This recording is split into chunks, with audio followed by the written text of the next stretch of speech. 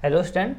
So today we will discuss about provisions and reserves. तो आज अपन provisions और reserve के बारे में बात करेंगे, जो कंपनी के बहुत इंपॉर्टेंट एक पार्ट होता है, कोई किसी भी टाइप का बिजनेस का पार्ट होता है, ठीक है ना। तो अगर अपन अपनी लोकल लैंग्वेज में बात करें, बुक की तो बाद में करेंगे, अगर अपन अपनी लैंग्वेज में बात करें कि प्रोविजंस क्या होते हैं, रिजर्व क्या होते हैं, तो वो चीज़ हम समझना इस तरह क्या होती है। देखना, पहले मैं बताता हूँ मैं रिजर्व क्या होते हैं वो समझना। जैसे मान लीजिए अपना बिजनेस चल रहा है, अब बिजनेस चल रहा है, अपन खूब रुपए कमा रहे हैं, तो जितने रुपए अपन कमा रहे हैं, जितना भी अपना प्रॉफिट हो रहा है, उस सारे प्रॉफिट को क्या अपन घर ले जाएं, क्या हर साल खर्च कर ले, या बिजनेस के लिए भी कुछ पैसा सेव करें। हाँ सर, बिल्कुल बिजनेस के लिए अपने कुछ पैसा सेव करना चाहिए, तो अपने फ्यूचर में क्या आएगा, काम आएगा, अपन को पक्का कुछ ना कुछ सेव करना चाहिए। तो हम हर साल जो बिजनेस के लिए पैसा इकट्ठा करते हैं, किस पर्पज़ के लिए कर रहे हैं नहीं पता, कोई पर्पज़ नहीं है, बस ऐसे इकट्ठा कर जा रहे हैं, कभी भी फ्यूचर में काम आ जाए।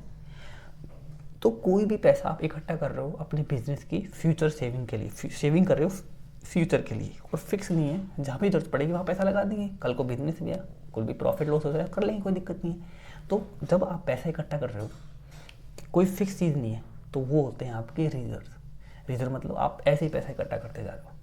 अब रिजर्व अलग अलग टाइप के होते हैं, तो अलग अलग टाइप से आप पैसा इकट्ठा करते जा रहे हो, तो अलग अलग पार्ट में अलग अलग पैसा लगेगा, तो फिर वहाँ पर यूज कर लेंगे उस पैसे को, ठीक है ना। जैसे, और अगर आप उन प्रॉफिट में से पैसा इकट्ठा कर रहे हो किसी फिक्स चीज़ों के लिए, पता है पहले से भी कि यहाँ पैसा लगेगा, तो वो होते हैं प्रोविज़न, ठीक है। तो ये आप समझना अच्छी तरह, ठीक है। तो प्रोविज़न जो अपन बना रहे हैं वो किसी फिक्स चीज़ के लिए बनाते हैं, हो दोनों है, दोनों एक ही चीज़, इसमें पैसा इकट्ठा हो रहा है, इसमें पैसा इकट्ठा हो रहा है, पैसा कहाँ से आएगा, चाहे आप प्रोविज़न बनाओ चाहे आप रिजर्व बनाओ, तो पैसा आपका कहाँ से आएगा, प्रॉफिट के अंदर से आएगा। पैसा जो भी आप साल का प्रॉफिट कमा रहे हो उसमें से प्रोविज़न बनाओ, उसमें से क्या बनाओ, रिजर्व बनाओ, मतलब पैसा इकट्ठा करते रहो। तो जो भी आपने रिजर्व बनाया है वो किस लिए बनाया है, फिक्स नहीं दिया, किसी भी काम में आ जाएगा, लेकिन प्रोविज़न बनाया है तो क्यों बनाया है, वो चीज़ फिक्स होती है, मतलब सर्टेन होती है। क्या होती है, सर्टेन। तो आपने जो भी फ्यूचर के लिए सेविंग करी है और वो चीज़ सर्टेन है कि पैसा यहाँ लगेगा, तो वो होते हैं प्रोविज़न। लेकिन आप पैसा प्रॉफिट में से इकट्ठा कर रहे हो, तो वहाँ पे कोई चीज़ सर्टेन नहीं है कि वो पैसा आप कहाँ खर्च करोगे, तो वो होते हैं आपके रिजर्व। है दोनों कुछ नहीं, दोनों सेविंग ही है भैया, फ्यूचर के लिए सेविंग कर रहे हैं। अब दोनों में फ़र्क क्या है वो चीज़ मैं आपको समझाता हूँ, और थोड़ा आगे चलते हैं, ठीक है ना। जैसे क्या होता है, और कुछ और बताऊँगा। देखो कि जो प्रोविज़न बनाते हैं वो आपके सर्टेन होते हैं, प्रोविज़न क्या होते हैं, सर्टेन होते हैं, लेकिन प्रोविज़न कितना बनाए वो चीज़ सर्टेन नहीं होती भैया, वो सर्टेन नहीं होती। जैसे क्या बोल रहे हो, समझाओ ढंग से, देखो समझते हैं। जैसे मान लीजिए मार्केट में आपके डेटर हैं, समझना, मार्केट में कौन है, आपके डेटर्स हैं। डेटर मतलब जिससे पैसा लेना है, तो एक डेटर से आपको 1,00,000 रुपये लेने हैं। कितने, एक डेटर से आपको 1,00,000 रुपये लेने हैं। अब आपको पता लगा, क्या पता भैया फ्यूचर में आपको पता लगे, या क्या पता उससे आपको 1,00,000 रुपये नहीं मिल पाए, उससे आपको कम पैसा मिले, तो ये क्या है, ये चीज़ फिक्स नहीं है कि पैसा मिले ना मिले। तो क्यों ना मैं ऐसा करूं कि हर साल मैं एक प्रोविज़न बना लूं। प्रोविज़न किस नाम का, प्रोविज़न बनाऊंगा जो सबसे ज़्यादा बनता है, provision for bad debt. Bad debt मतलब ऐसे डेटर जो फ्यूचर में पैसा नहीं देंगे। तो मेरे दिमाग में चल रहा है यार, 1,00,000 रुपये मांगते हैं मार्केट से, क्या पता इसका 10% पैसा नहीं मिल पाए, तो 1,00,000 का 10% कितना, 10,000 रुपये नहीं मिल पाएंगे, तो 90 मिलेंगे, तो 90 यहाँ से आ जाएंगे, और 1,00,000 मैंने इकट्ठे कर रखे, टोटल 1,00,000 हो जाएंगे भैया, कोई बर्डन नहीं आएगा। तो प्रोविज़न ने क्या किया, अपना बर्डन कम किया, कि अपन ने प्रॉफिट में से पैसा निकाल के अपने 10,000 रुपये इकट्ठे कर लिए भैया, और कल को डेटर पैसा नहीं देगा तो अपन वहाँ से यूज़ कर लेंगे। तो ये जो आपने पैसा इकट्ठा किया, ये प्रोविज़न किसके लिए, बैड डेट, तो फिक्स है भैया, ये फिक्स है कि अपन ने प्रोविज़न बनाया है बैड डेट्स के लिए। लेकिन क्या चीज़ फिक्स नहीं है, उससे होने वाला लॉस फिक्स नहीं होता। क्या पता आप तो 10% लेके चले थे, वो आपको मान लो वो आपको 50,000 दे, भाई आपको सीधा नुकसान हो गया। अब मान लीजिए यहाँ मांगते आप कितने मांगते हो, 1,00,000, और इससे अपने को कितने मिले, 50,000 ही मिले ओनली। कितने, इससे ओनली अपने को 50,000 ही मिले। तो इससे आपको ओनली 50,000 मिले, तो आपका जो नुकसान था वो तो भैया, अब प्रोविज़न में तो आप 10,000 रुपये इकट्ठे कर रहे हैं, प्रोविज़न तो फिक्स है कि भैया यहाँ यूज़ करेंगे, तो यहाँ 50 या 10 अपना 60 हो गए, 40,000 कहाँ से लाएंगे, तो ये चीज़ यहाँ पे फिक्स नहीं होती। ये चीज़ आपको यहाँ पे ध्यान में रखनी है कि हम जो प्रोविज़न बनाते हैं किस लिए बनाया है, बैड डेब्ट्स के लिए फिक्स है, लेकिन उससे जो नुकसान होगा वो नुकसान फिक्स नहीं है कि भैया कि ज़रूरी नहीं कि आपने जो प्रोविज़न बनाया वो फिक्स ही हो, वो अमाउंट ज़्यादा कम हो सकता है। बात समझ में आई? तो प्रोविज़न इसलिए हम बनाते हैं।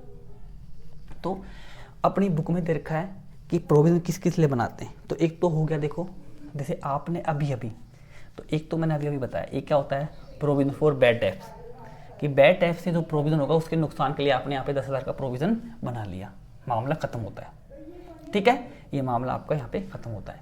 अब एक पिछले चैप्टर में आप पढ़ के आए हो, ये क्या होता है provision for depreciation. Provision for depreciation क्या होता है आपका, प्रोविज़न फॉर डेप्रिसिएशन होता है।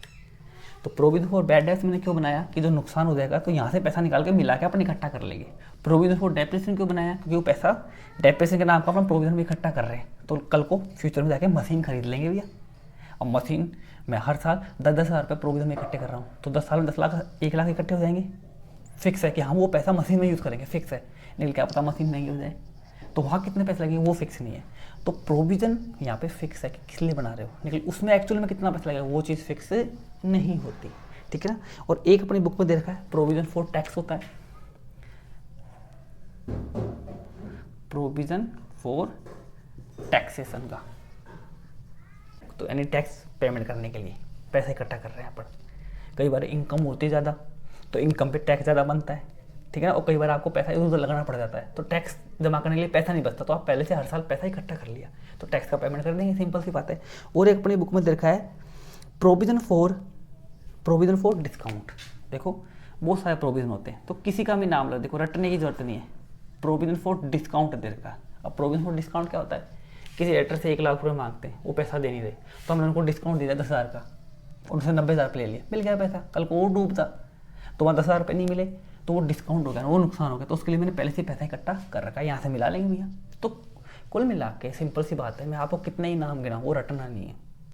मैन तो अपने ज़्यादातर अपने ये चलते हैं, ये चलता है, ये चलता है, ये चलता है। टैक्स का भी इतना अपनी बुक में नहीं आएगा, ज़्यादातर ये आते हैं provision for bad debts, provision for discount, provision for depreciation हम तो पढ़ चुके। तो कुल मिला के यहाँ पे बात ये होती है कि जो प्रोविज़न बनाते हैं वो प्रोविज़न बनते हैं कि नहीं फिक्स एक्सपेंसेस, मतलब किसी फिक्स सर्टेन लॉसेस के लिए, लेकिन कितना लॉस होगा वो यहाँ पे फिक्स नहीं होता। बात समझ में आती है। तो ये चीज़ें आपको यहाँ पे ध्यान में रखनी पड़ेगी। लेकिन अगर अपने यहाँ बात करें किसकी, अपन बात करते हैं रिजर्व्स की, तो रिजर्व में तो ये होता है, देखो यहाँ तो अगर आपको लॉस हो गया तो यहाँ से पैसा निकाल लो। अगर लॉस नहीं हुआ, मान लीजिए डेटर से आप 1 लाख मांगते थे और आपको पूरे 1 लाख मिल जाए और आपने प्रोविज़न में 10,000 रुपये इकट्ठे कर रखे, तो 10,000 रुपये कहाँ जाएंगे, वो 10,000 रुपये आपको दोबारा प्रॉफिट में भेजने पड़ेंगे, दोबारा भेजो भैया, ठीक है ना। तो इसको डिस्कस करने से पहले मैं आपको एंट्री करना सिखाता हूँ कि कैसे प्रोविज़न की एंट्री की जाती है। वो तो सिंपल सा, वो तो आ जाएगा, ये आ जाएगा तो वो भी आ जाएगा अपने आप। तो कैसे इसकी एंट्री की जाती है वो हम समझना। देखो भैया प्रोविज़न बनाएंगे, प्रोविज़न मतलब गुल्लक में पैसा इकट्ठा करेंगे, पैसा कहाँ से आएगा, पैसा तो आपको प्रॉफिट से निकालना पड़ेगा। तो प्रॉफिट का बैलेंस क्या होता है, प्रॉफिट तो हमारे अकाउंट में जमा होता है, जमा मतलब इंग्लिश में क्या बोलते हैं, क्रेडिट होता है। तो प्रॉफिट का बैलेंस क्या होता है, क्रेडिट, मतलब हमारे अकाउंट में जमा है, पैसा पड़ा है। तो अगर आप यहाँ से पैसा निकालोगे तो आपका प्रॉफिट कम होगा भैया, प्रॉफिट कम होगा तो क्या हो जाएगा, प्रॉफिट आपका हो जाएगा डेबिट। तो आप बनाओगे profit and loss account debit, आपका प्रॉफिट कम हो गया, कितने से, 10,000 का बनाया था तो 10,000 से कम हो गया। बताओ भैया कहाँ गया पैसा, ये तो प्रॉफिट कम हुआ है, कहाँ गया पैसा। और सर वो प्रोविज़न बनाया ना, कौन सा प्रोविज़न भैया, सर प्रोविज़न फॉर आपका बैड डेब्ट्स बनाया सर, कितना, 10,000 का, सिंपल सी बात है। तो ये एंट्री किसकी हो गई, प्रोविज़न बनाने की एंट्री आपने कर दी, सिंपल सी बात थी। प्रॉफिट से पैसा निकाला, प्रोविज़न में ट्रांसफ़र कर दिया। बात समझ में आती है क्या। तो ये चीज़ आपको यहाँ पे समझनी है। अब जैसे एग्जांपल लेते हैं, जैसे फ्यूचर मेरे डेटर कितने हैं मार्केट में, 1 लाख के, तो 1 लाख डेटर हैं और फ्यूचर में प्रोविज़न तो बना रखा है, बट अब फ्यूचर में डेटर से मान लीजिए अपनों को कितने मिले, 90,000 रुपये मिले ओनली, पहला केस 90,000 मिले। तो यहाँ से 10,000 रुपये निकाल के अपने यहाँ ट्रांसफ़र कर देंगे, कैसे वो समझो। तो पहले पैसा मिलेगा तो मैं एंट्री करूँगा कैश अकाउंट डेबिट कितने मिलेंगे 90,000 रुपये। टू किससे मांगते हैं सर, डेटर से मांगते हैं। डेटर से कितने मांगते हैं सर 1,00,000 रुपये। आए कितने 90, नुकसान हो गया। तो नुकसान जो आपका हुआ, नुकसान जो होते हैं वो सारे नुकसान कहाँ जाते हैं, वो जाते हैं आपके प्रॉफिट एंड लॉस अकाउंट में जाते हैं। सोचो आपको कोई चीज़ की ज़रूरत है तो आप पैसा पापा से मांगेंगे, मम्मी से मांगेंगे, लेकिन अगर आपने पहले से पैसा पापा से लेके इकट्ठा कर रखा है, आपको सेल फ़ोन लेके आना है 10,000 का, तो आपने अपने पापा से ले लेके 10,000 रुपये इकट्ठे कर लिए। अब आपको सेल फ़ोन लेके आना है तो पैसा पापा से मांगेंगे नहीं, हमने जो पैसा पापा से लेके जो हमने हमारे गुल्लक में इकट्ठा कर रखा है उससे ले लेंगे भैया। तो गुल्लक का बैलेंस क्या है, क्रेडिट। तो यहाँ से पैसा निकालोगे तो कम हो जाएगा। तो आपका यहाँ पे प्रोविज़न फॉर बैड डेट्स खत्म हो जाएगा, डेबिट हो जाएगा। कितने से 10,000 से। तो 1,00,000 का नुकसान हुआ, 1,00,000 डेटर से मांगते थे, 90 मिल गए, बाकी 10 प्रोविजन से निकाल गए, हमारे पास हमारा पैसा 1,00,000 रुपये हो गया, प्रोविजन भी खत्म हो गया। बात समझ में आई क्या। तो ये चीज़ आपको यहाँ पे समझनी पड़ेगी, समझ गए। अब और केस चलते हैं आगे। अब मान लीजिए दूसरा केस, ये पहला केस था, दो एंट्री कर ली, पहला केस। अब बात करते हैं केस नंबर सेकंड की, समझना। अब डेटर से आपको कितने मिले 80,000 मिले, कम मिल रहे। तो भैया अब ऐसा मिल रहा है कैश अकाउंट डेबिट, कितने मिल रहे हैं 80,000 रुपये। टू किससे मिल रहे हैं, डेटर से। डेटर से कितने मांगते थे 1,00,000 रुपये। अब मिले 80, तो 20,000 का नुकसान हो रहा है। अब मान लीजिए सेल फोन लाना है 10,000 का, 20,000 सेल फोन आ रहा है आपका 20,000 का, आपने इकट्ठे कितने कर रखे हैं 10,000 रुपये। तो भाई 10,000 तो गुल्लक से निकाल लेंगे, और 10,000 कहाँ से लोगे, पापा से ले लेंगे अगर देंगे तो। 5 मम्मी से 5 पापा से, तो अपने पास में मतलब पापा से पिन अकाउंट मतलब पापा से पैसे ले लेंगे, इकट्ठे हो जाएंगे, मोबाइल ले आएंगे। लेकिन मोबाइल, अब सोचो आपको मोबाइल लाना है, आपने 1,00,000 डेटर से ले लिए, बट डेटर से 1,00,000 मांगते 80,000 मिले, आपका सेलफोन आ रहा है 1,00,000 रुपये का आ रहा है। तो आपने सोचा था यार 1,00,000 का सेलफोन ले आएंगे, 1 महीने बाद डेटर से पैसा मिल जाएगा, 1,00,000 रुपये तो ले आएंगे, और कम पड़ेगा तो बाकी प्रोविजन से मिला लेंगे। तो डेटर से 1,00,000 लेने से डेटर से मिले कितने 80, तो 20,000 कहाँ से लाएंगे। अगर मैं प्रोविजन से, प्रोविजन फॉर बैड डेट से अगर मैं 10,000 रुपये निकालता हूँ तो भी 10,000 कम पड़ रहे। लो भैया, क्योंकि लॉस तो कुछ भी हो सकता है, सर्टेन नहीं। प्रोविजन क्यों बनाया, वो सर्टेन है कि बैड डेट्स के लिए बनाया है, लेकिन लॉस कितना होगा वो सर्टेन नहीं है। तो लॉस यहाँ पे सर्टेन नहीं होता, तो फिर 10,000 रुपये कहाँ से लाऊं भैया। तो फिर वो आप पास तो पैसा कम पड़ रहा है, तो आपने फादर से मतलब पिनल अकाउंट से मांगने पड़ेंगे। तो अब कोई चांस नहीं है, तो आपको प्रॉफिट एंड लॉस अकाउंट से 10,000 रुपये निकालने पड़ेंगे। बात समझ में आ गई क्या। तो ये चीज़ आपको यहाँ पे ध्यान में रखनी है। ये दूसरा केस हो गया कि जब प्रोविजन में पैसा कम पड़ जाए तो कहाँ से पैसा निकालते हैं, प्रॉफिट एंड लॉस अकाउंट से पैसा निकाला जाता है। ये चीज़ आपको ध्यान में रखनी है। अब लास्ट केस, डेटर से कितने मिल जाए, पूरे 1,00,000 तो मिल गए भैया। यानी आपके पास में कैश कितना आएगा, कैश अकाउंट डेबिट 1,00,000 रुपये आ रहे हैं। किससे आ रहे हैं सर, डेटर से आ रहे हैं। कितने, डेटर से 1,00,000 मांगते थे, 1,00,000 पूरे मिल गए। तो भैया तो थर्ड केस की जो एंट्री कर रहे हो आप, ठीक है भैया, आपने एंट्री पास कर दी, ये एंट्री आपने पास कर दी। तो भैया फिर क्या करें, ये जो प्रोविजन में पैसा पड़ा था ये किस काम का, तो इस पैसे को आपको दोबारा प्रॉफिट एंड लॉस अकाउंट में भेजना पड़ेगा। सिंपल सी बात है। तो इसको दोबारा भेजोगे तो लाने की एंट्री यही थी और ले जाने की एंट्री रिवर्स हो जाएगी, यानी आप प्रोविजन को ख़त्म कर दोगे। प्रोविजन फॉर बैड डेब्ट अकाउंट डेबिट 10,000 से, और 2 कहाँ भेज दोगे इसको, आप पिनल अकाउंट में भेज दोगे दोबारा, क्योंकि ज़रूरत ही नहीं पड़ी।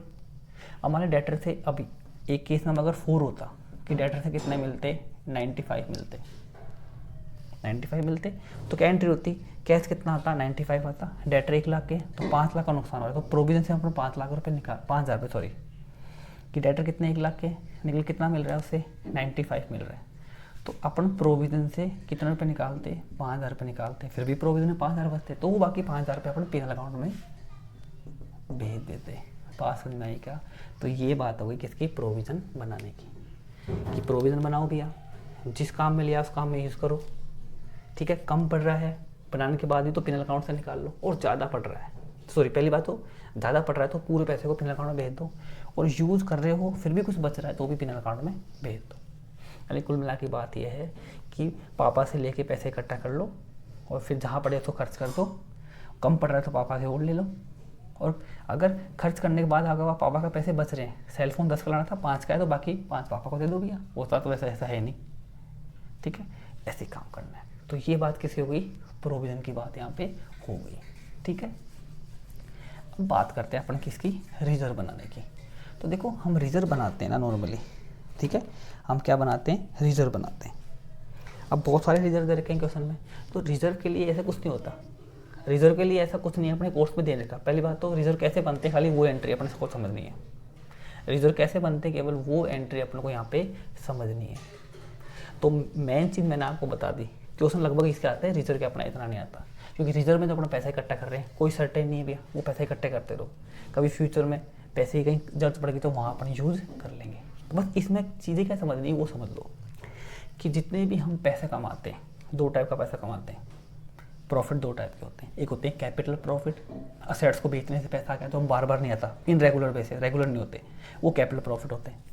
कौन से होते हैं, वो होते हैं कैपिटल प्रॉफिट। और जो सेल करते हैं रेगुलर बेसिस पे होते हैं वो होते हैं रेवेन्यू प्रॉफिट। ये मैंने पहले ही बता चुका हूँ, ठीक है। तो कैपिटल प्रॉफिट से जो प्रॉफिट हुआ उस प्रॉफिट को अपन क्या करते हैं, उस पैसे को अपन कैपिटल रिजर्व में ट्रांसफ़र कर देते हैं कि यार पैसा आ गया, क्योंकि इन रेगुलर पैसे से पैसा है, कहीं यूज़ करना नहीं है, इस पैसे को आप कैपिटल रिजर्व में ट्रांसफ़र कर दोगे। फ्यूचर में कैपिटल रिजर्व, बड़ा रिजर्व में ट्रांसफ़र कर दो, फ्यूचर में काम आएगा। और रेवेन्यू जो प्रॉफिट होते हैं वो रेवेन्यू प्रॉफिट में से ही प्रोविजन बनते हैं, उस रेवेन्यू प्रॉफिट में से ही रिजर्व बनते हैं। तो रेवेन्यू प्रॉफिट में से जो प्रोविजन बनते हैं वो सीख लिया, रेवेन्यू प्रॉफिट में से जो रिजर्व बनते हैं उनको बोलते हैं general reserve. General reserve general कामों में आ जाएगा भैया, वो बनता है, ठीक है। और आगे बहुत सारे होते हैं, एक जैसे एक होता है वर्कमैन कंपनसेशन रिजर्व, कि अपने फैक्ट्री में मजदूर काम कर रहे हैं, अब कोई मजदूर काम करते करते किसी मजदूर के लग जाए भैया, किसी मजदूर के लग जाए तो उसके लिए अचानक पैसा कहाँ से लाएंगे, तो उसके लिए पहले से रिजर्व बना लो भैया। तो यहाँ पे अब ये मत सोचना कि ये प्रोविज़न है, नहीं भैया ये प्रोविज़न नहीं है। क्यों, क्योंकि अगर आप मजदूर के नाम का पैसा इकट्ठा कर रहे हो तो फिक्स है, तो फिक्स तो प्रोविज़न होते हैं, रिजर्व तो फिक्स नहीं होते। निकल यहाँ पे समझना, इसमें क्या था, अगर पैसा कम पड़ रहा है तो निकाल लो, और अगर बच गया तो दोबारा उसको पिनल अकाउंट में डाल दो। निकल यहाँ ऐसा नहीं है, यहाँ तो आपने वर्कमैन कंपनसेशन रिजर्व बनाया, किसी मजदूर के लगे तो यहाँ से पैसा पेमेंट कर दो, नहीं लगी तो उसको आगे कंटिन्यू करते रहो। क्यों, क्योंकि भैया चोट तो कभी भी लग सकती है, तो ये आप वापस नहीं भेज सकते। यहाँ तो फिक्स था, उस डेटर से पैसा मिला नहीं मिला वो हिसाब हो गया तो बाकी हिसाब किताब कर लो। लेकिन यहाँ पे किसी भी मजदूर के इन फ्यूचर कभी भी लग सकती है, तो उसके लिए पैसा यहीं पड़ा रहने दो। जैसे और एक होता है इन्वेस्टमेंट फ्लक्चुएटिंग रिजर्व होता है। फ्लक्चुएटिंग मतलब जो आपने मार्केट में इन्वेस्ट करके उसकी वैल्यू कम ज़्यादा हो गई, आपने मार्केट में 2 लाख रुपए इन्वेस्ट कर रखे हैं, कितने, 2 लाख रुपए। क्यों, आपको सोचा है वो नई मशीन लेके आनी है, तो क्या पता फ्यूचर में जाके उस इन्वेस्टमेंट मार्केट नीचे आ जाए, इन्वेस्टमेंट अमाउंट कम हो जाए, तो अचानक माने इन्वेस्टमेंट 2 लाख से 1 लाख के हो गए, तो कहाँ से लाए फिर पैसा 1 लाख रुपये, फिर 1 लाख कहाँ से लाए। तो भैया पहले से अगर आपने इन्वेस्ट कर रखा है तो उसका रिजर्व बना के चलो पहले से, कि कल को वहाँ डूब गया तो यहाँ से पैसा गुल्लक में निकाल के मिला के कोई चीज़ खरीद ले, तो वो बना लिया। तो इन्वेस्टमेंट तो ऊपर नीचे होते रहते हैं, तो ये रिजर्व भी चलते रहते हैं, ठीक है। तो ये बात होती है किसकी, और देखो इतना कुछ खास है नहीं, ठीक है। अपना ये डेप्रिसिएशन का चैप्टर भी लगभग पूरा हो गया, ठीक है। और 2-3 चीज़ है वो मैं बता दूंगा आपको, ठीक है ना, और वो इतनी इंपॉर्टेंट भी नहीं है। तो ये अपने प्रोविजन से क्या होते हैं, रिजर्व होते हैं, ठीक है। एक तो क्वेश्चन है इसके, वो अपन नेक्स्ट वीडियो में कर लेंगे, फिर अपना पूरा हो जाएगा, रिजर्व प्रोविजन का चैप्टर अपना पूरा हो जाएगा। तो ये फ़र्क मैंने आपको मोटा मोटा बता दिया क्या होता है, कैसे एंट्रियाँ होती हैं। इसकी भी रिजर्व बनाएंगे तो क्या एंट्री होगी भैया, वही प्रॉफिट एंड लॉस अकाउंट से पैसे को देखो, इसकी एंट्री भी मैं आपको बता देता हूँ। तो जब अपन जैसे मान लिया अपन को जनरल रिजर्व बनाना है इसमें से, तो भैया समझना यहाँ पे एंट्री होती है profit and loss account debit, but यहाँ पे एंट्री होगी प्रॉफिट, यहाँ पे एंट्री होगी profit and loss appropriation account, और 2 पैसा कहाँ जा रहा है, जनरल रिजर्व में। अब ये एप्रोप्रिएशन क्या है, ये चीज़ आपको बाद में समझ में आएगी, मैं समझाऊंगा। अगर आप मेरी 12th क्लास की वीडियो देख सको कि पीएनएल अकाउंट में और पीएनएल एप्रोप्रिएशन में क्या डिफरेंट होता है, तो आपको समझ में आ जाएगा अच्छी तरह, ठीक है ना। तो आप चाहो तो नेक्स्ट वीडियो में मैं आपको शेयर भी कर दूंगा वो चीज़ वीडियो, तो आप उसको समझ सको। ये चीज़ आपको समझनी चाहिए कि पीएनएल और पीएनएल एप्रोप्रिएशन अकाउंट में क्या डिफरेंट होता है। तो अगर मैं नेक्स्ट अगर वो वीडियो डालूँ आपके लिए, तो ये कन्फ्यूज होना था कि 11th में 12th का डाल दिया, ऐसा कुछ नहीं है।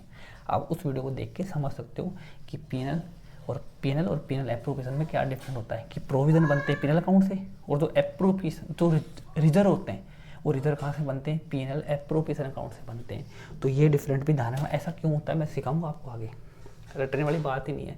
बाकी आप देख लोगे तो आपको समझ में आ जाएगा कि पीएनएल अकाउंट से प्रोविज़न बनते हैं लेकिन रिजर्व पीएनएल एप्रोप्रिएशन अकाउंट से बनते हैं, ऐसा क्यों, ठीक है। तो वो मैं आपको बताऊंगा, अभी तो खाली आप एंट्री ध्यान में रख, ठीक है ना। बाकी आज के लिए ही इतना ही हो गया अपना, बाकी